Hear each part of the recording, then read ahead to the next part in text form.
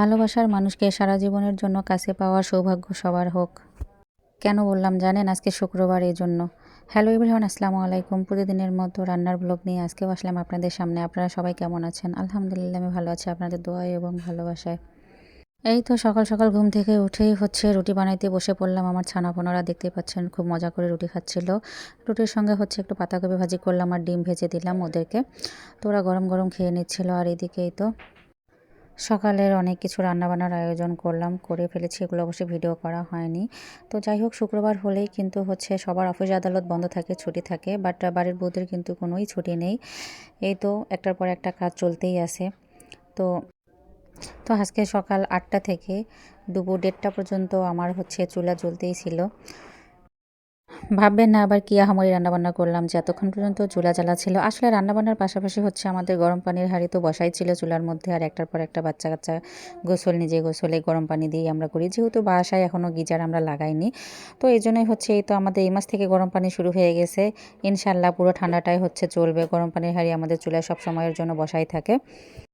তো যাই হোক, দেখি কতদিনে বাসায় একটা গিজার লাগাইতে পারি।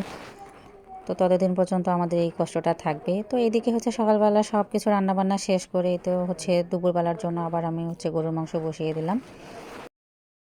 সঙ্গে একটু তো পোলাও রান্না করে ফেললাম, যেহেতু আজকে আমার ছোটো ননদ চলে যাবে। কয়েকদিন ধরে মনটা ভালোই লাগতেছিল, সবাই মিলে একসঙ্গে মিলেমিশে ছিলাম, বাচ্চারাও একসঙ্গে খেলতেছিল। অনেক ভালো একটা সময় পার করলাম আমার ছোটো ননদের সঙ্গে। তো যাই হোক, এদিকেও চলে যাবে। তো এইভাবে বাচ্চারা যেহেতু পোলাও মাংস একটু পছন্দ করে, তো আজকে যেহেতু শুক্রবার, আপনার ভাই সবাই বাসায় আছে। তো এই জন্যই ভাবলাম যে ভালো মন্দ কিছু একটু রান্না করি। তো যাই হোক, আজকে বাজার থেকে একেবারে টাটকা মাংস, তাই মাখিয়ে এভাবে বসিয়ে দিলাম। তো এই যে নিচে যেটা দেখতে পাচ্ছেন, এটা কিন্তু কেটে রাখা কড়াই। বরাবরই এর আগেও ভিডিওতে আমি বলেছি। তো মাটির চুলায় রান্না করতে গেলে কিন্তু আপনাদের যদি কোনো ভাঙা বা পুরাতন কড়াই থাকে, এভাবে কেটে বসিয়ে রান্না করতে পারেন। দেখেন প্রেশারের চারপাশে কোনো কালি হয়নি।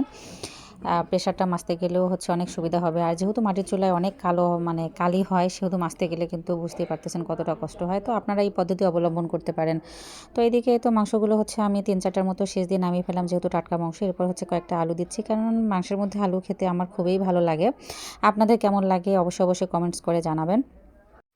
আর মাংসের মধ্যে যা যা মশলা থাকে অবশ্যই আপনারাও জানেন, এর আগের ভিডিও তো আমি দিয়েছি। তো যাই হোক, এদিকে আলু দিয়ে আমি মাত্র 3টা সেচ দিয়ে নিলাম, কারণ তাড়াতাড়ি আলুটা সিদ্ধ হয়ে যায়। এই তো নামিয়ে ফেললাম, একটু ঝোল ঝোল রাখলাম। ঝোলটা খেতে ভালো লাগে, আমার বাচ্চারা সবাই খুব ঝোল পছন্দ করে। আর এদিকেই তো পিচ্চি খাওয়া শুরু করে দিল প্রথমে। যাই হোক, অনেক মজা করে খাচ্ছিল, দেখেই খুব ভালো লাগতেছিল। আর এই আমার দুপুরের আয়োজন। কেমন লাগলো আজকে অবশ্যই একটু লাইক কমেন্টস করে জানাবেন। আর বেশি বেশি ভালো লাগলে অবশ্যই বন্ধুদের মাঝে শেয়ার করে দেখার সুযোগ করে দেবেন। এই তো আমার ননদেরা চলে যাচ্ছে। সবাই ভালো থাকবেন, সুস্থ থাকবেন। আল্লাহ হাফেজ।